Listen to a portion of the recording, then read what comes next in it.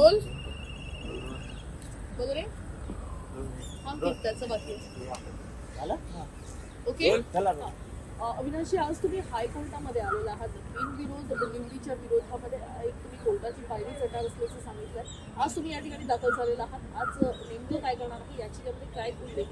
मला असं वाटतं की मागील 2-3 दिवसात बिनविरोधच्या विरोधात जे काय महाराष्ट्रात घडतंय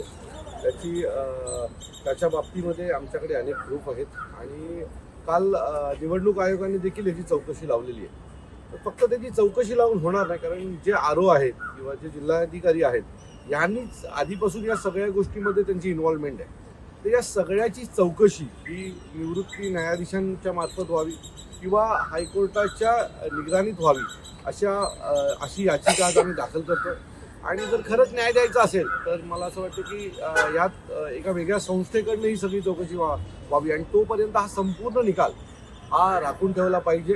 कारण अशा प्रकारे जर निकाल लागायला लागले तर याच्या आधी मतदार विकत घेतला जात होता, आता उमेदवार विकत घेतला जातो. आम्ही प्रूफ देतोय की एक उमेदवार स्वतः DCMच्या घरी जातोय, एंट्री करून जातोय, एक पोलिसवाला त्याला घेऊन जातोय आणि त्याच्यानंतर तिथून निघून तो जर फॉर्म पाठी घेत असेल तर मग एखाद्या राजकीय पक्षाने एखाद्याला AB फॉर्म दिल्याच्या नंतर अशा प्रकारची जर घटना घडणार असेल तर ती चुकीची घटना आहे. या संपूर्ण निकालाच्या विरोधात हायकोर्टाने स्वतः लक्ष द्यावं अशी आमची आज मागणी आहे आणि त्यासाठी आज आम्ही हायकोर्टात आलेलो आहोत.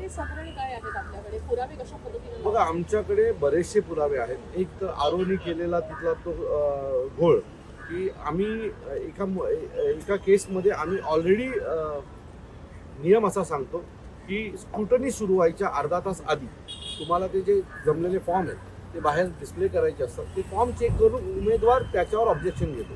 पण त्या बाईने तो फॉर्म लावलाच नाही. तो फॉर्म लावला 3:30 वाजता. 3:30 वाजता तो फॉर्म लावला.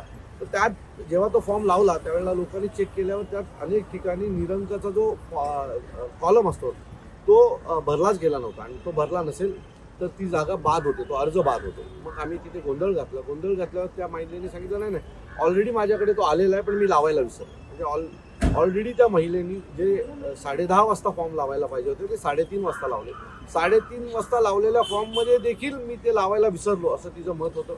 आणि बाकीचे इतर जे अपक्ष उमेदवार होते त्यांच्या बाबतीतले पटापट निर्णय घेतले जात होते, परंतु सत्ताधारी पक्षाच्या बाबतीतले निर्णय हे तिथे घेतले जात नव्हते. त्यांना मदत केली जात होती आणि अशाच प्रकारे सरकारी यंत्रणेचा उपयोग करून त्या लोकांनी ही निवडणूक बिनविरोध करण्याचा प्रयत्न केला. माझ्या बाजूला जाबर फॅमिली आहे, त्यांच्या बाबतीत तर तिथला जो स्टाफ आहे तो सांगतोय की मॅडम मी तुमच्या टेबलवर त्यांचा ॲफिडेव्हिट ठेवलेला आहे 11च्या आधी, तरी सुद्धा मॅडमने मला माझ्या हातात दिला नाही म्हणून या माणसाचा अर्ज बाद केला.